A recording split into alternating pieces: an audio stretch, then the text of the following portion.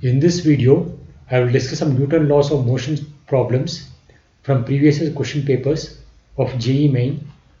This is the first question. A machine gun fires a bullet of mass 40 grams with a velocity 1200 meters per second. The man holding it can exert maximum force of 144 Newton on the gun. How many bullets can he fire per second at the most? So this is a gun from which the bullet is coming out. The mass of the bullet is 40 grams and the velocity with which it's coming out is 1200 meters per second.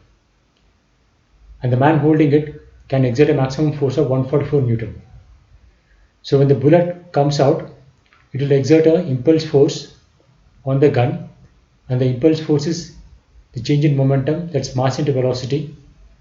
Mass of the bullet is 40 grams, so to convert it into kg, divided by 1000 into velocity 1200 meters per second, so that is 48.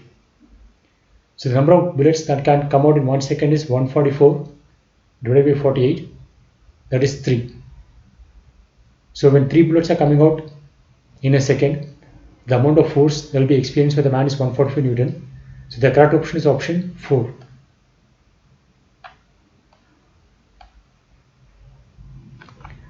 This is the next question. Two masses m1 5 kg and m2 4.8 kg tied to a string are hanging over a light frictionless pulley. What is the acceleration of the masses when they are free to move? G is 9.8. So this is a simple and straightforward question. We have to draw the free body diagrams of the two masses m1 and m2. So this is the mass m1. The downward force is the weight of the mass, which is 5 into g, and upward force is the tension of the string, which is pulling it up. And since 5 kg is greater than 4.8 kg, this mass will move down with an acceleration a, and since it's connected by a light inextensible string, the mass m2 will go up by the same acceleration, and the forces acting on the mass m2 are the weight 4.8 g and the tension of the string T. So writing the equation for the mass m1 5g minus T, there is a net force acting downwards, that is equal to mass into acceleration. This is by Newton's second law of motion. And similarly for the mass m2, the net upward force is T minus 4.8 into g, which is equal to the mass into acceleration. So if you add these two, the tension will cancel and you get the acceleration a as 0.2 in SI units. Correct option is option 1. This is the next question. A block rests on a rough inclined plane making an angle theta, that is 30 degrees, with the horizontal. The coefficient of static friction between the block and the plane is 0.8. If frictional force on the block is 10 Newton, mass of the block in kg is G is 10. So this is a schematic of the situation. The forces acting on the block are the weight mg, the normal reaction n, and the friction force F. And the friction force has been given as 10 Newton. So if we assume that this friction force is sufficient to keep the block at rest, then the two forces, the component of the weight acting down the plane, that is mg sine 30, and the friction force is acting upwards, these two will be in balance. So the value of friction force is being given as 10 Newton. From this we get the mass m as 2 kg. Okay, so now we have to ascertain that this friction force will be provided by this rough inclined plane. So for this to happen, the maximum friction force that is being provided by this inclined plane should be more than this 10 Newton. So the maximum friction force that this inclined plane can provide is mu into normal reaction, and normal reaction is the component of weight perpendicular to the plane, that is mg cos 30. So putting the values, we'll take the mass as 2 kg. We get F max as 8 into root 3, that is 1.732, and this is 8 into 1, 1, and 8 into 0.5 is 4. So it is greater than 12. And this, so this friction force of 10 Newton is less than the maximum friction force that inclined plane can provide. So this friction force is enough to keep this mass at rest. So this equation is valid because the acceleration is 0.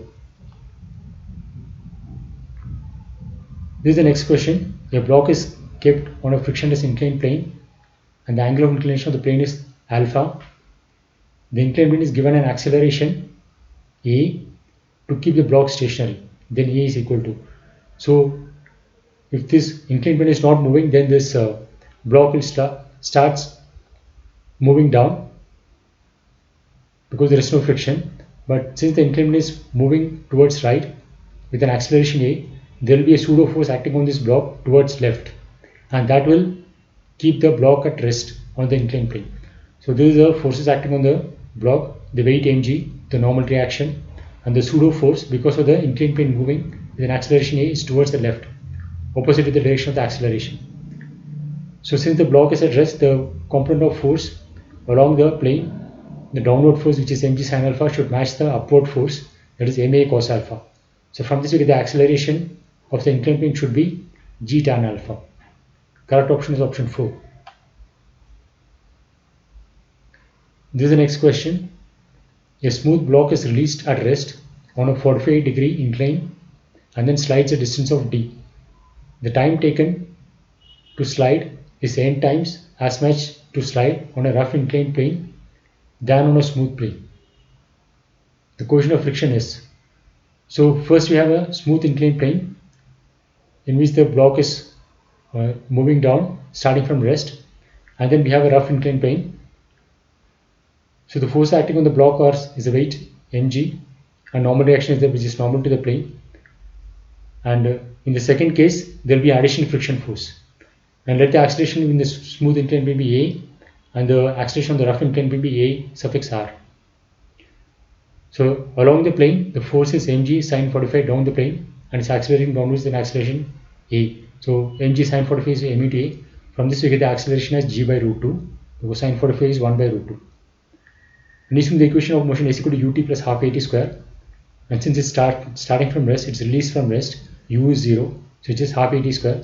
From this we get the time as 2 times the distance traveled, that is d, divided by the acceleration a. For the rough inclined plane, the forces are mg sin 45 minus the friction force is upward, that is mu into normal reaction. Normal reaction is mg cos 45 equal to the mass into acceleration in the rough inclined plane, that is a suffix r. So from this we get the a suffix r as g by root 2 into 1 minus mu. So the time taken to go down the rough inclined plane is square root of 2d divided by a suffix r, that the acceleration in the rough inclined plane. And it's been given that the time taken to go down in the rough inclined plane is n times more than on the smooth inclined plane, and time goes as 1 by square root of acceleration. So it's 1 by square root of ar equal to n times 1 by square root of a. So from this we get a as n square times ar. We just have to square this equation on both the sides, and a and ar, the expression have been found out here. So ar by a is 1 by mu from these two. So using that we get mu as 1 minus 1 by n square, and this mu is the friction it's acting when the block is moving down, so it's kinetic friction. So this mu is mu k, where mu k is the coefficient of kinetic friction. So the correct option is option 1.